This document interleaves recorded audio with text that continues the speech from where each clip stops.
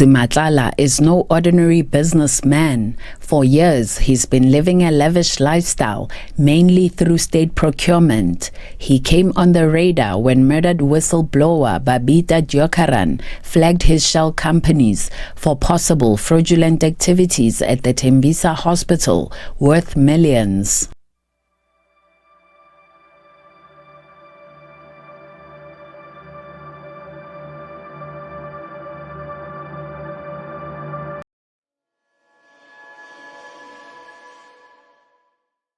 He slipped through the system like a shadow, until the blood began to speak. There's a saying in the underworld of Johannesburg: if the cat is quiet, something is about to die. That cat was no legend. He was real, a man named Vusi Matlala. And behind the scenes of South Africa's government hospitals, he was feeding on millions. But he wasn't just stealing money. He was building an empire built on fear, silence, and the bodies of those who got in his way. In the underworld of South Africa's darkest corruption, whispers of one man's name carried weight, fear, and mystery. Vusi Matlala, better known on the streets as the Cat. He earned the name not just for his ability to slip through traps, but because no matter how high the fall, he always landed on his feet. To the public, he was just another young black entrepreneur. Sharp dresser, smooth talker, wealthy beyond explanation. He didn't speak much to the press. He didn't have to. The headlines spoke for him. 360 million rand. That's the value of the contracts he secured from Tembisa Hospital through a company named Medicare 24, which few had ever heard of, and even fewer could trace.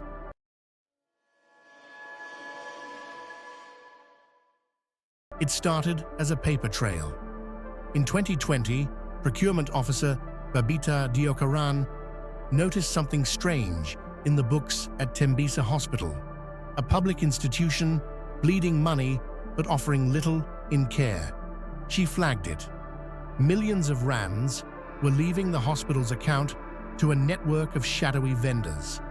Over 850 million rand in emergency procurement, including 360 million rand linked to one unknown name, Vusi Matlala, trading as Medicare 24. No office, no warehouse, no track record. Yet he was the go-to contractor for medical supplies during a national pandemic. Babita Deokaran raised the alarm. She told colleagues she feared something big was happening and that the rot ran deep. She handed over documents. She waited for action. It never came. Then, on a quiet Johannesburg morning, Babita was shot dead outside her home. 9 bullets to the chest, broad daylight, nothing stolen, no robbery, no witnesses, no justice. The message was clear. She knew too much. The government promised justice, but behind closed doors, files disappeared, investigations were frozen, and Vusi, he kept living like nothing had happened. While the public mourned, Vusi celebrated. Lavish parties in Sandton, new luxury vehicles, Instagram models, VIP lounges. He wasn't hiding, he was shining. And that's what scared people the most. He was living large.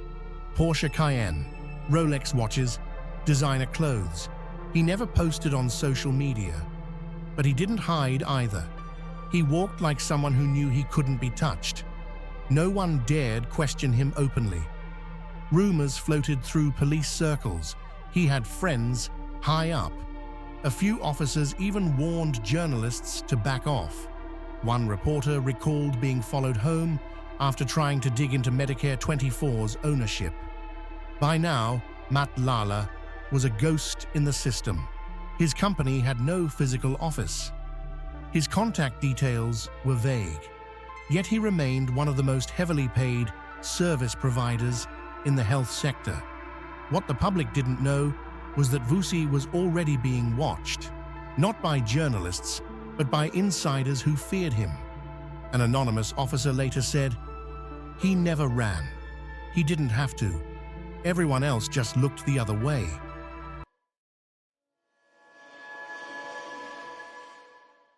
But every cat has 9 lives, and Vusi's was starting to run out. Then came another hit. This time, it wasn't a government official. In 2023, popular actress Tebogo Thobajane and her friend were ambushed in her car. Multiple gunshots. Glass shattered. Her friend was critically injured. Tebogo narrowly survived. Police traced the shooters. Through phone records and confession, a name emerged again: Vusi Matlala. Investigators alleged that Vusi had paid hitmen to eliminate the 2 women. The motive? Unknown. The method? Brutal. They were told to shoot the victims in the face so no one could recognize them. Why would a businessman want a celebrity dead? Some believe it was personal. Others say it was a message. This time, police couldn't ignore it. The evidence was overwhelming. They moved in. Matlala was arrested and charged with attempted murder, illegal firearm possession, and conspiracy to commit murder. Police searched Vusi's home. Inside, they found 2 illegal firearms, a list of names, over 500,000 rand in hidden cash, and chillingly, a mobile phone used inside prison to coordinate movements. But even in cuffs, he smiled.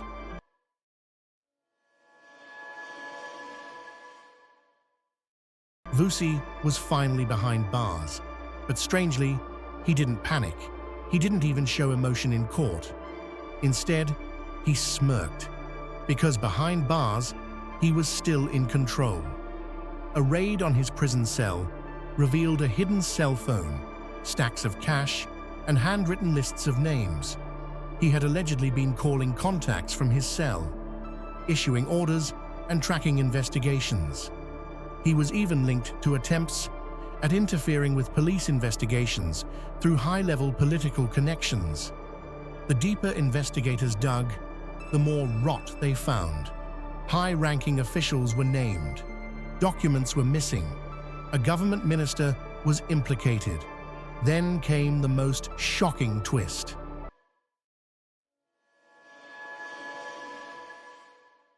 So explosive allegations of political interference, criminal syndicates and sabotage of key investigations have rocked South Africa's policing structures. The KwaZulu-Natal Police Commissioner, Lieutenant General Nhlanhla Mkhwanazi, has publicly accused the Police Minister, Senzo Mchunu, of shutting down a high-performing task team investigating political killings and ties to criminal syndicates. For more on this, we are now joined by News 24's investigative. During a shocking press briefing, KwaZulu-Natal Police Commissioner Mkhwanazi accused Minister of Police, Senzo Mchunu, of interfering in investigations connected to political killings and possibly linked to Matlala's criminal network. The country was stunned. A sitting minister protecting a suspected killer. Mchunu was placed on special leave pending investigation. The dominoes were finally falling. Suddenly, Vusi Matlala wasn't just a criminal suspect. He became the centerpiece of a national scandal, connecting corrupt police officials, assassins, government contracts, and possibly even political murders.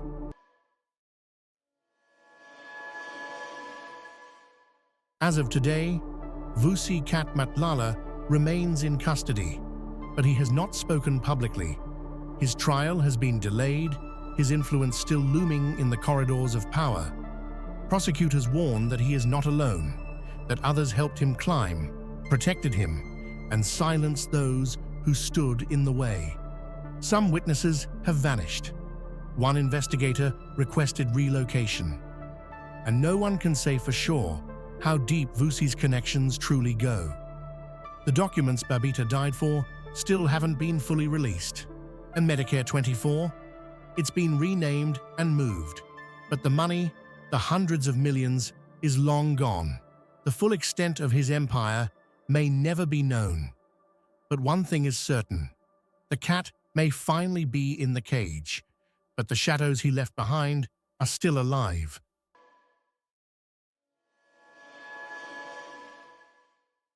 This is more than a crime story. It's a story of how systems fail, how power corrupts, and how one man nearly became untouchable until the country dared to chase him down. Vusi Matlala didn't just exploit the system, he exposed it. He showed how paper contracts could become weapons, how silence could be bought with fear, and how one man with the right connections could almost get away with everything. Almost.